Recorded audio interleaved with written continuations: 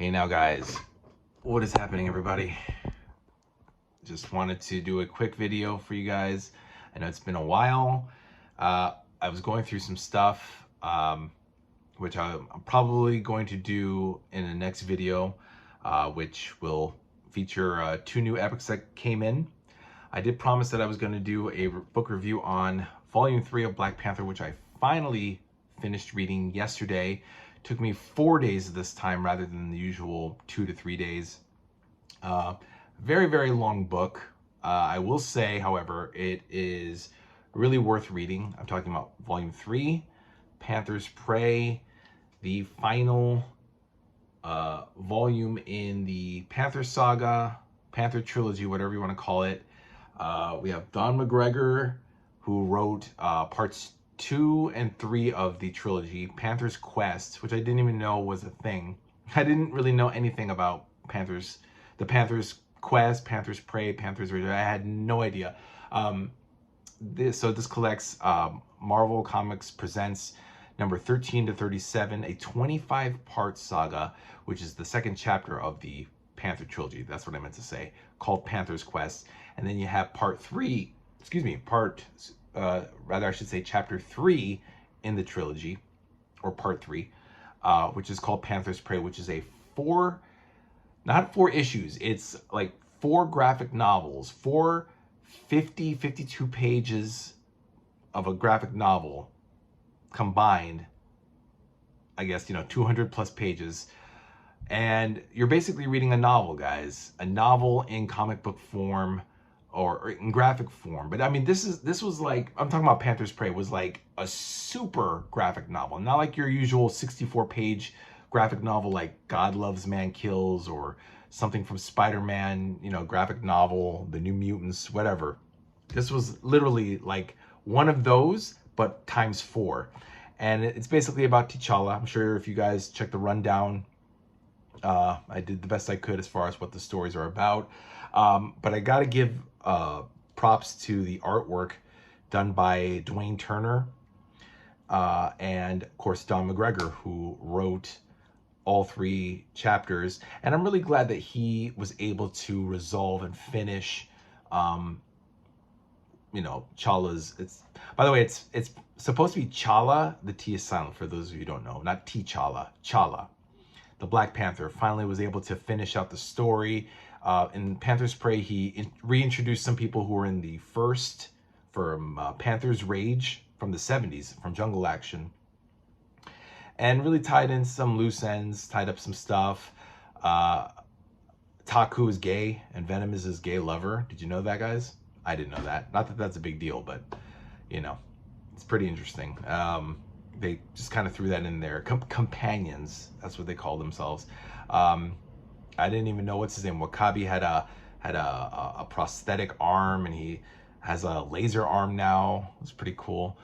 Who else we got? This dude Solomon Prey is the villain of Panther's Prey, and he basically introduces crack cocaine to Wakanda. There's mild profanity, ass and bitch, but nothing too terrible. For some reason, there's a parental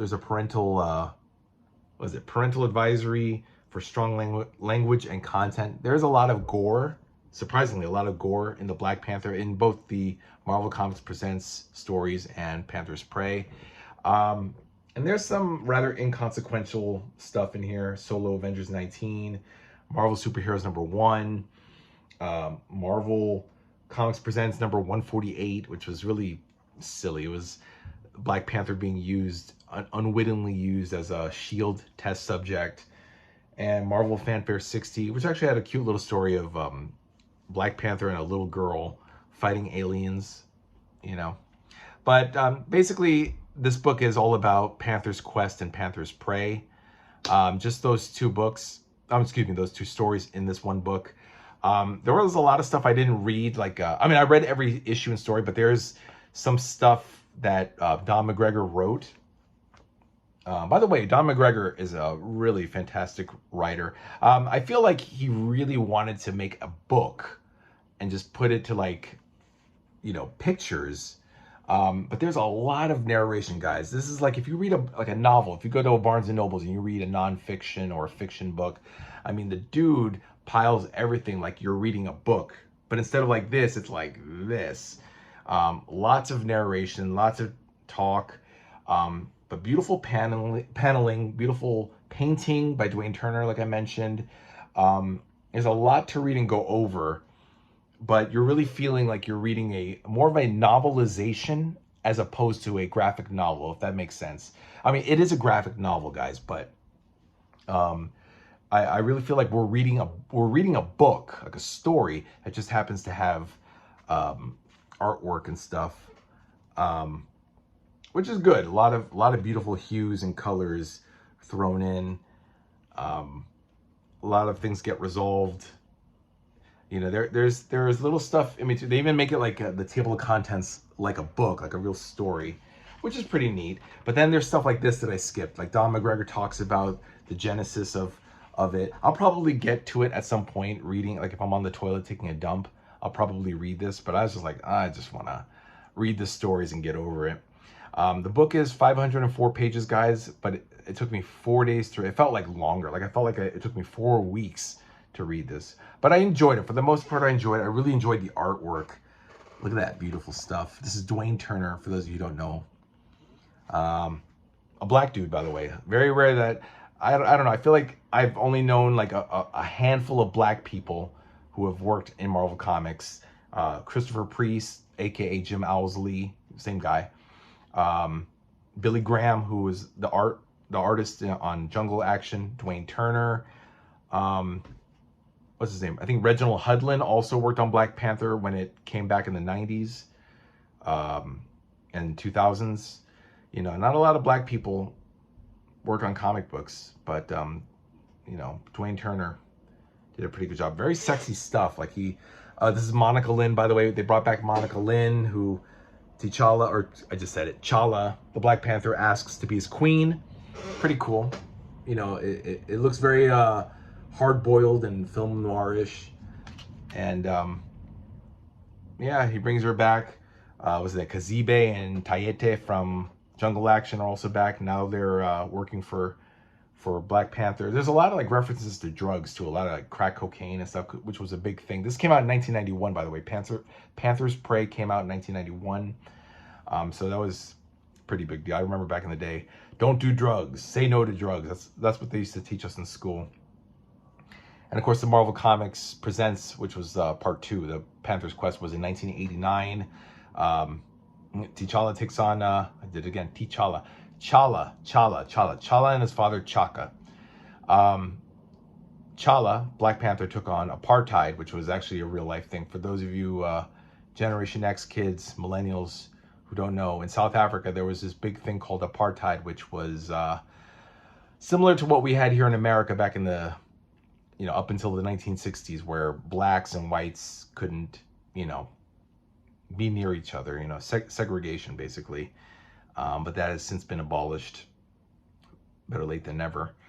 But yeah, guys, really nice stuff. Just like just eyes and lips, and you know, there's a lot of sexuality in these stories that are really, and violence. Like sex and violence just goes hand in hand in these stories. More specifically, Panther's Prey.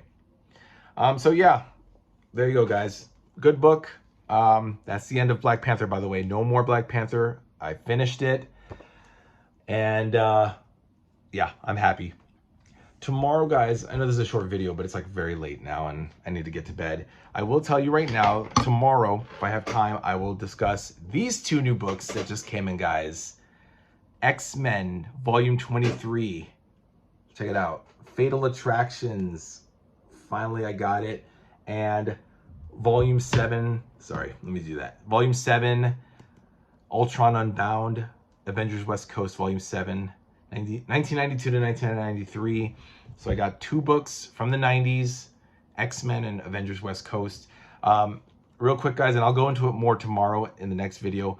The fucking post office sucks. Okay, I'll get to that tomorrow. I should have gotten this actually on Tuesday, guys, 2 days ago, but The fucking goddamn post office made me wait, and fuck them. I hate them. But I got them. I got them. And believe it or not, I would have had to wait an additional 2 days. I got these books today, and I would have had to wait another 2 days until Saturday to get them. But I had to leave work and come back home, get them from the post office, because these bastards are so lazy and inept, and I fucking hate them. So fuck the post office. But I love you guys. Let me know in the comments down below. I'll probably, you know, trash them some more tomorrow. Maybe not. I don't know. I forgive the post office, but it was a pain in the ass, guys, waiting for these books to come in, and they should have been here 2 days ago. I'm currently reading this right now, guys. So good so far. Oh my god. I'm gonna go into more depth and details, but guys, I'm already like halfway done. I'm already up to what, page 230. This book is what, 520 pages, right? I'm up to page 238, guys, and I think I'm pretty much halfway done. I'm already up to Uncanny X-Men 306 when they fight Cameron Hodge. Yeah, I'm already 7 issues in. Already read 304 of Uncanny X-Men and X-Men Unlimited 2, both of which are 60 pages practically, or 58 pages. And yeah, so that's what I'm reading, guys. How about you? Have you guys read this yet? Classic stuff. I love the 90s stuff. My favorite writers, Lobdell, Nicieza, Howard Mackey, and then artists John Romita Jr. and Lee Weeks. Yeah, but I'm gonna go into greater depths into this book tomorrow. I'm gonna show you guys some pages. I'm actually gonna like turn the camera on the book, so you guys don't have to see my face. You can look at the books, and we'll enjoy what we're seeing here, as well as Avengers West Coast 2. All right, guys, have a great night. Check out Panther's Prey Volume 3 of Black Panther. It's really good stuff. And yeah, I'll be back tomorrow, guys. Good night. Bye.